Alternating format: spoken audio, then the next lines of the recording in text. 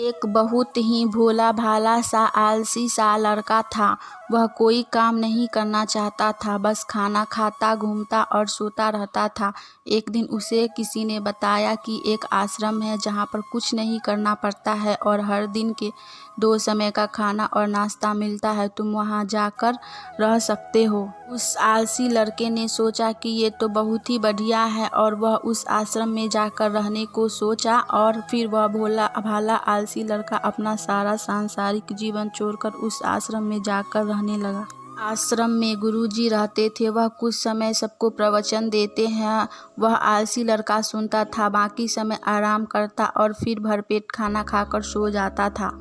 ऐसे ही उस लड़के का दिन गुजरता गया। एक दिन उस आश्रम में कुछ भी नहीं बना। नाश्ते के समय नाश्ता नहीं मिला। उसने सोचा नाश्ता नहीं मिला तो भोजन मिलेगा। अब भोजन के समय में उसे भोजन भी नहीं मिला। लड़का दौड़कर गुरुजी के पास गया और उसने पूछा कि आज भोजन क्यों नहीं बना। गुरुजी ने कहा कि बेटा, आज एकादशी है और जितने भी आश्रम के सदस्य हैं उनका उपवास है और तुम्हारा भी आज उपवास है। आज भोजन नहीं बनेगा। वह लड़का आलसी था और उसे भूख भी बहुत लगता था। उसने गुरुजी से बोला कि मैं उपवास नहीं रखूँगा, मुझे भूख लगी है, मैं खाना खाऊँगा। गुरुजी ने बोला ठीक है, जाओ भंडारे में से सामान ले करके आओ और आश्रम में नहीं बाहर ले जा करके बना लो, लेकिन याद रखना भोजन बनाने के बाद सबसे पहला भोग भगवान को लगाना और फिर तुम प्रसाद पाना। वह लड़का बोला ठीक है और फिर अनाज लेकर नदी की ओर पहुंचा। भोजन पकाने लगा, तैयार हुआ। उसके बाद कहने लगा कि भगवान श्री राम आइए, पधारिए, भोग लगाइए। अब जब उसे लगा कि भगवान तो आ नहीं रहे हैं, वो फिर कहने लगा कि मुझे मालूम है आपको तो अच्छा खाने की आदत है, मैं बना नहीं पाया और मुझे अच्छा भोजन बनाने भी नहीं आता, लेकिन जो भी रूखा सूखा बना है आकर खा लीजिए।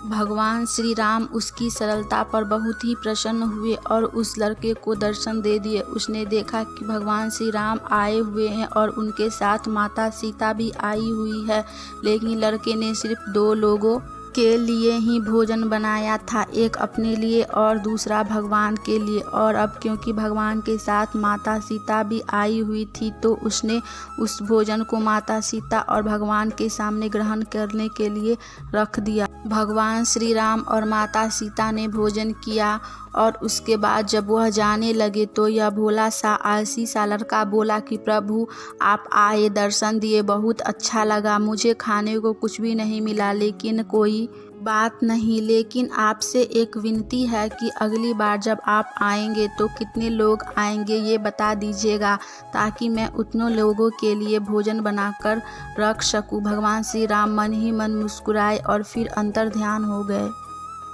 लड़का वापस आश्रम चला गया। दिन बीतता गया और फिर एकादशी का दिन आया और इस बार उसने 3-4 लोगों के लिए अनाज लेकर के खाना बनाने के लिए नदी के किनारे पहुंचा और उसने बड़े प्रसन्नता से भोजन बनाया और इंतजार करने लगा कि प्रभु आइए और भोग लगाइए। इस बार लड़का देखता है कि भगवान श्री राम पूरा राम दरबार लेकर के आए हैं, जैसे माता सीता, लक्ष्मण, भरत, हनुमान जी और सभी लोग आए हैं। लड़के ने 3-4 लोगों का भोजन बनाया था और इस बार भी भोजन कम पड़ गया। लड़के ने निराश होकर भोजन को प्रभु के आगे रख दिया। उन्होंने भोजन किया और फिर चले गए और इस बार भी लड़का फिर से भूखा रह गया। अब लड़का फिर आश्रम गया।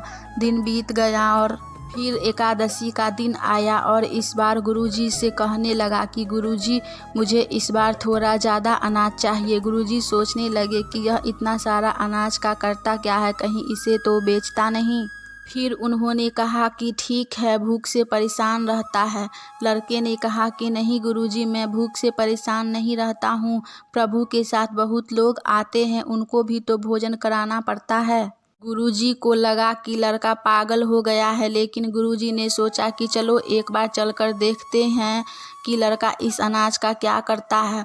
वह भोला सा लड़का अनाज लेकर के नदी के किनारे पहुंच गया और इस बार भोजन बनाया नहीं। उसने सोचा कि प्रभु हर बार ज़्यादा लोगों को लेकर आते हैं, इस बार वह जितने भी आएंगे खुद बना करके भोग लगा लेंगे और फिर प्रेम से प्रभु को बुलाने लगा। गुरुजी ये सब छुपकर देख रहे थे कि ये भोजन तो बनाया ही नहीं, प्रभु को बुला रहा है। लेकिन लड़के ने देखा कि इस बार प्रभु के साथ बहुत से लोग आए हुए हैं, तो उसने प्रभु के सामने हाथ जोड़कर कहा कि प्रभु माफ़ करना, आप बहुत सारे लोग आते हैं, मुझे संख्या पता नहीं होती है और मेरी हिम्मत भी नहीं होती कि इतने सारे लोगों के लिए भोजन बनाऊं। आप स्वयं आइए, बनाइए, खाइए और भोग लगाइए। प्रभु मुस्कुराते हैं और अपने साथ आए सभी लोगों के साथ मिलकर भोजन बनाते हैं। गुरुजी ने बोला कि पागल हो गया है, मुझे तो कोई दिख नहीं रहा है। लड़का गुस्सा हो गया और बोला, प्रभु आप ये क्या कर रहे हो? एक तो मुझे भूखा रखा है और गुरुजी को दर्शन नहीं दे रहे हो, जो मुझे पागल समझ रहे हैं। कृपया करके गुरुजी को दिख जाओ। भगवान बोले, नहीं, मैं इन्हें नहीं दिख सकता। लड़का बोला, क्यों नहीं दिख सकते? मेरे गुरुजी तो बहुत महान हैं, बहुत बड़े ज्ञानी और ज्ञाता हैं। भगवान बोले, हाँ ज्ञानी और ज्ञाता होंगे, लेकिन तुम्हारी तरह सरल नहीं है। जो सरलता तुम में है वो तुम्हारे गुरुजी में नहीं है। लड़के ने ये बात गुरुजी से कहा कि भगवान श्री राम कह रहे हैं, आप सरलतम नहीं हैं, आप मेरी तरह सरल नहीं हैं, इसलिए आपको नहीं दिख सकते। गुरुजी की आंखें नम हो गई और रोने लगे कि और बोले, बिल्कुल सही कहा, मेरे अंदर तुम्हारे जितना सरलता नहीं है। और फिर माफ़ी मांगने लगे। फिर भगवान ने गुरुजी को भी दर्शन दिए। दोस्तों, ये कहानी हमें सिखाती है कि जीवन में सरलता सबसे आवश्यक है। जितने सरल बने रहोगे उतना जीवन में आगे बढ़ते चले जाओगे। जब आप सरल होते हैं तो आप खुद भी मुस्कुराते हैं और दूसरों को भी मुस्कुराने की वजह दे देते हैं।